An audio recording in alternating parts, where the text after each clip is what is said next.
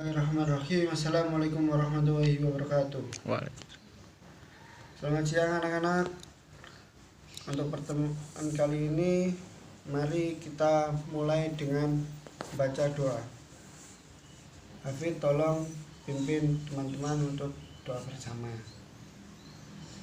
A'udzu billahi minasyaitonir rajim. Bismillahirrahmanirrahim.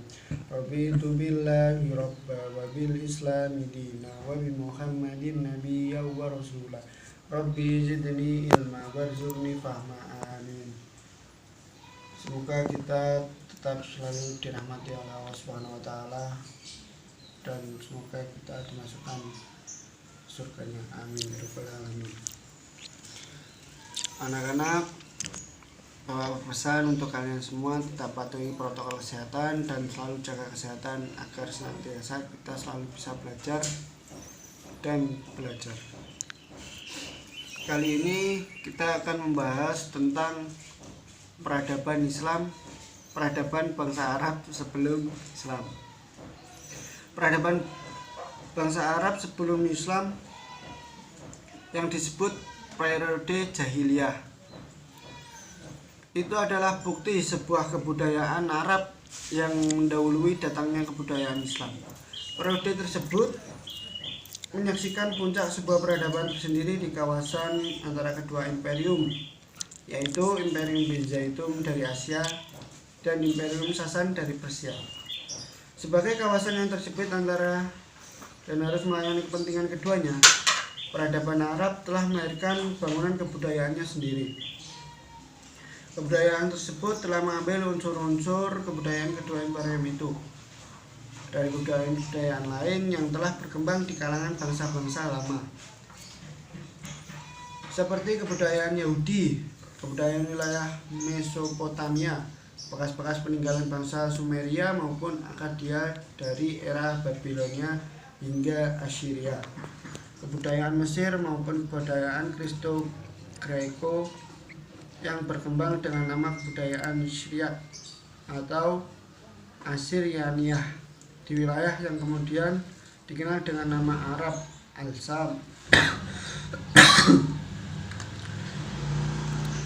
Menurut dari kata bahasa sendiri, Arab berarti padang pasir, tanah gundul dan gersang yang tiada air dan tanamannya. Sebutan dengan istilah ini sudah diberikan sejak dahulu kepada Jazirah Arab, sebagaimana sebutan yang diberikan kepada suatu kaum yang disesuaikan dengan daerah tertentu, lalu mereka menjadikannya sebagai tempat tinggal. Secara geografis sendiri, Arab dibatasi oleh Laut Merah dan Gurun Sinai di sebelah barat, Teluk Arab dan sebagian besar negeri Irak Selatan di sebelah timur. Laut Arab yang bersambung dengan Samudra India di sebelah selatan dan negeri Syam dan sebagian kecil dari negara Irak di sebelah utara. Meskipun ada kemungkinan sedikit perbedaan dalam menentukan perbatasan ini, luasnya membentang antara 1 kali 1,3 juta mil persegi. Untuk kondisi politik bangsa Arab sebelum Islam, ada 3 kekuatan politik, yaitu Kekaisaran Nasrani Bizantium, Kaisaran Persia yang memeluk agama Zoroaster, serta dinasti Himyar yang berkuasa di Arab bagian selatan. Kondisi politik Jazirah Arab sendiri terpengaruhi oleh 2 hal. Yang pertama, interaksi dunia Arab dengan Kekaisaran Bizantium dan Persia. Kedua, persaingan antara agama Yahudi, Nasrani, dan Zoroaster. Bangsa Arab terdiri beberapa suku. Mereka memiliki rasa cinta berlebihan terhadap sukunya. Tidak jarang peperangan terjadi antar suku, seperti perang Fujar, perang saudara yang terkenal terjadi karena beberapa kali. Pertama, perang antara suku Kinanah dan Hawazan, kemudian Quraisy dan Hawazan, serta Kinanah dan Hawazan lagi. Peperangan Fujar terjadi 15 tahun sebelum Rasulullah diutus. Suku di Arab sendiri yang paling terkenal adalah suku Quraisy. Suku Quraisy adalah suku bangsa Arab yang mempunyai keturunan silsilah dari Nabi Ibrahim yang menetap di kota Makkah dan daerah sekitarnya.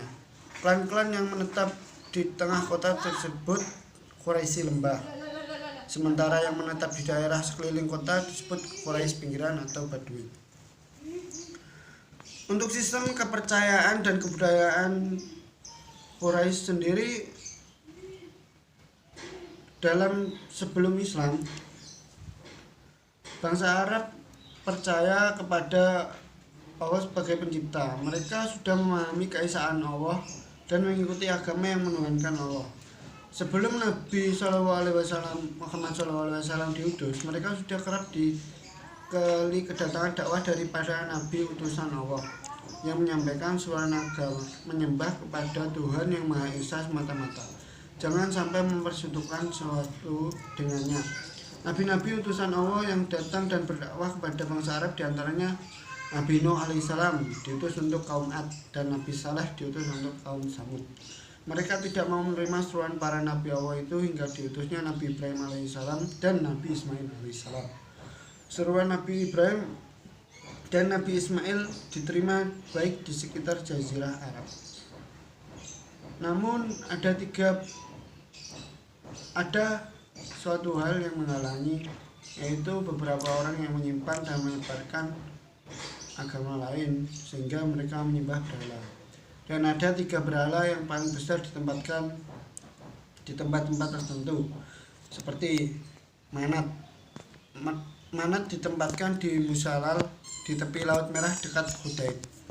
Yang kedua, Lata. Lata ditempatkan di Taif. Dan yang ketiga, Uzza. Mereka ditempatkan di Wadi Naklah. Sistem ekonomi suku Quraisy sendiri memiliki mata pencarian bidang perdagangan, pertanian, dan peternakan. Peternakan menjadi sumber kehidupan bagi Arab Badui. Mereka berpindah-pindah menggiring ternaknya ke daerah yang sedang musim hujan atau ke padang rumput. Mereka mengkonsumsi daging dan susu dari ternaknya, serta membuat pakaian dan kemahnya dari bulu domba. Jika telah terpenuhi kebutuhannya, mereka menjualnya kepada orang lain. Orang kaya di kalangan mereka terlihat dari banyaknya hewan yang dimiliki.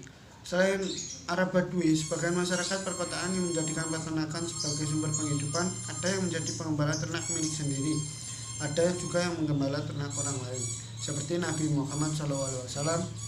Ketika tinggal di suku Bani Sa'ad, beliau seorang pengembala kambing. Begitu juga Umar bin Khattab, Ibnu Mas'ud, dan lain-lain. Kemudian sistem sosial suku Quraisy. Tata sosial bangsa Arab sebelum Islam terkenal pemberani di dalam membela pendirian. Mereka tidak mau mengubah pendirian serta tata cara hidup yang sudah menjadi kebiasaannya. Tidak mau mengalah, namun ada sisi kebiasaan yang baik, yaitu suka menghormati dan memuliakan tamu. Moral dan perilaku sangat rusak sehingga mereka disebut kaum jahiliyah, yang artinya orang-orang yang bodoh. Suka berjudi, minum minuman keras, dilakukan secara bersama-sama, bahkan tidak jarang mereka merampok sehingga menimbulkan peperangan antar suku.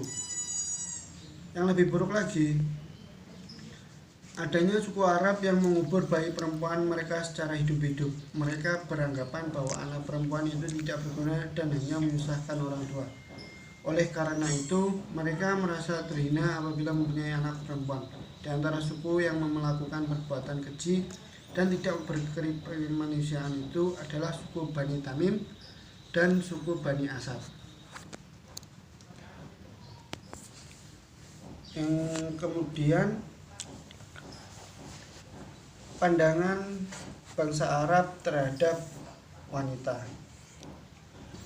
Melihat kawasan Arabia atau tempatnya di kota Mekah, tempat lahirnya ajaran Islam, kita akan menjumpai fenomena cukup memprihatinkan di zaman-zaman sebelum masuknya Islam, di mana anak-anak wanita mereka ditanam hidup-hidup pada masa jahiliyah sebelum Islam. Masyarakat Arab memandang wanita sebagai makhluk yang berkedudukan sangat rendah. Bahkan mereka menguburnya hidup-hidup.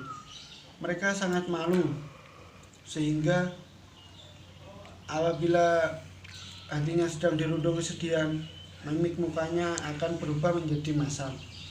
Apa yang akan dilakukan kemudian, mereka akan berlaku dari hadapan orang banyak karena merasa sangat malu. Sebab karena istrinya melahirkan anak wanita yang dianggapnya pula sebagai aib. Bangsa Arab jahiliyah menerima kehadiran wanita dengan dua cara yang berbeda.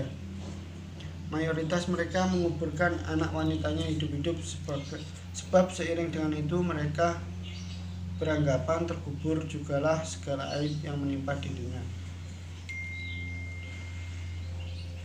Ya, untuk penjelasan kali ini Bapak kira cukup.